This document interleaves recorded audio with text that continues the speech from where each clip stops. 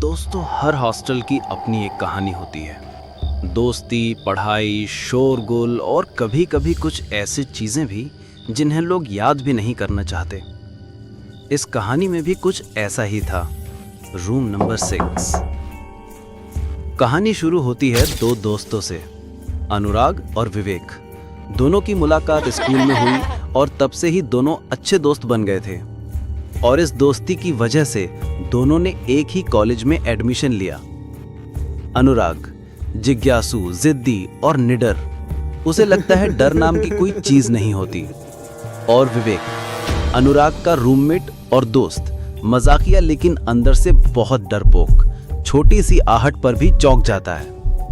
एक रात दोनों एक साथ अनुराग के रूम में बैठे थे। बारिश की आवाज, धीमी ठंडी हवा का झोंका। तभी अचानक अनुराग खिड़की की तरफ जाता है और बारिश को देखकर कहता है, यार विवेक, सुना है रूम नंबर 6 पिछले 15 साल से खाली है, क्यों? विवेक कहता है, अरे वो सब बेकार की बातें हैं।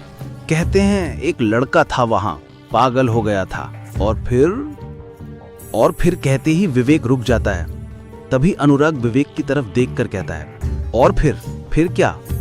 विवेक आवाज धीमी करके कहता है, कहते हैं उसने अपने ही दोस्त को मार दिया था। तभी बिजली चली जाती है। दोनों एक पल को एक दूसरे की तरफ देखते हैं। उनके चेहरों पर डर साफ है। अगली रात हॉस्टल के गलियारे में अनुराग और विवेक दोनों टहल रहे थे, लेकिन तभी उन्हें कॉलेज का सीनियर बैच का स्टूडेंट नरेश मिल गया। नरेश ने दोनों को रोक कर पूछा, कहाँ जा रहे हो? अनुराग ने बोला, ऐसे ही टहल रहे हैं भैया। नरेश ने बोला, अच्छा ठीक है, लेकिन तुम दोनों नए हो ना, तो सुन लो, रूम नंबर 6 की दीवारें अभी भी बोलती हैं। वहां जाने वाला कभी वापस नहीं आता, इसलिए उसके दरवाजे के साथ कभी छेड़छाड़ मत करना, समझे? विवेक हल्की हंसी निकालता है, लेकिन चेहरे का रंग उड़ा हुआ है। लेकिन तभी बोलता है, भैया मजाक मत करो। नरेश गंभीर होकर लगभग फुसफुसाहट में कहता है, मजाक नहीं कर रहा, मैंने अपनी आंखों से देखा है।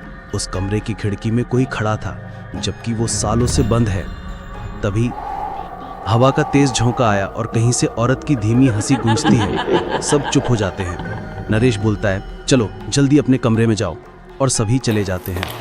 अगले दिन अनुराग और विवेक कॉलेज खत्म करके अपने हॉस्टल के कमरे में जा रहे थे। तभी उन्हें रूम नंबर 6 दिखा और अनुराग को नरेश भैया की रात वाली बात याद आई और कहा, यार विवेक, ऐसा क्या है इस रूम नंबर 6 में? चल आज रात पता लगाते हैं। विवेक ने कहा, छोड़ यार, हमें क्या करना है? अनुराग ने कहा, नहीं यार, आज रात देखते हैं क्या है जिससे सब डर रहे हैं, या फिर ये अफवाह है। आधी रात हॉस्टल के कॉरिडोर से अनुराग और विवेक टॉर्च लेकर गुजरते हैं। दोनों रूम नंबर 6 के पास दरवाजे पर खड़े होते हैं, लेकिन दरवाजे पर ताला था। अनुराग ताला छेड़ता है। अचानक ताला अपने आप खुल जाता है। दोनों की सांस अटक जाती है। दोनों रूम नंबर 6 के अंदर जाते हैं।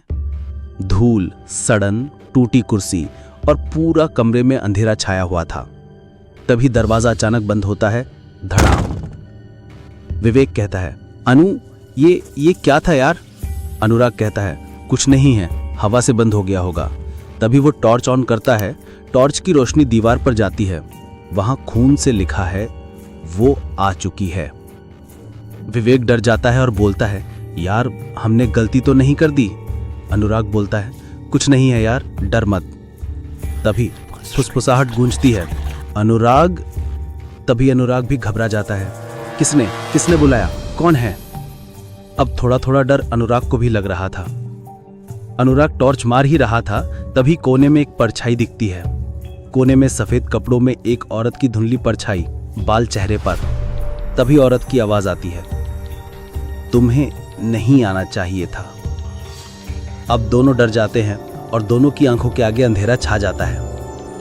और 15 साल पहले जो हुआ था वही उनकी आंखों के आगे दिखाई देने लगता है। 15 साल पहले एक शांत रात का दृश्य। रोहित अकेला बैठा है, किताब खुली है।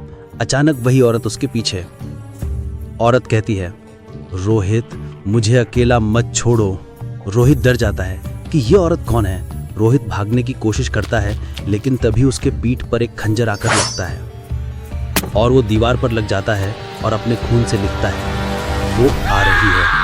उसकी चीख गूंजती है। दृश्य धुंधला पड़ता है।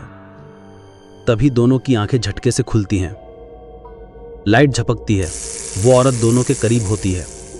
औरत फुसफुसाकर कहती है, अब तुम मेरे हो हमेशा के लिए। तभी अचानक विवेक जोर से गिरता है।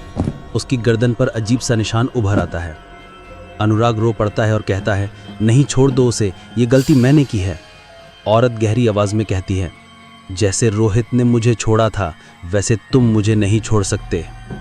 तभी दीवारों से खून बहना चालू हो जाता है और दीवारों के हाथ निकलकर अनुराग को पकड़ लेते हैं। उसकी चीख गूंजती है। अगली सुबह हॉस्टल का गलियारा, वार्डन चक्कर मार रहा था। तभी उसकी नजर रूम नंबर 6 पर पड़ी। उसका ताला खुला था और दरवाजे के नीचे से खून बह रहा था।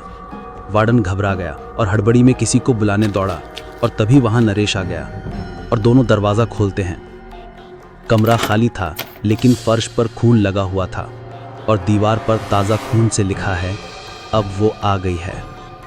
तभी वार्डन ने सग्गे के कमरे को देखा तो सिर्फ अनुराग और विवेक ही नहीं थे, दोनों ही गायब थे। वार्डन हैरान, दोनों कहाँ गए? उस दिन के बाद दोनों कभी नहीं मिले, दोनों का कभी कुछ पता नहीं लगा और नरेश ने वार्डन को बोलकर उस कमरे को हमेशा के लिए बंद करवा दिया था।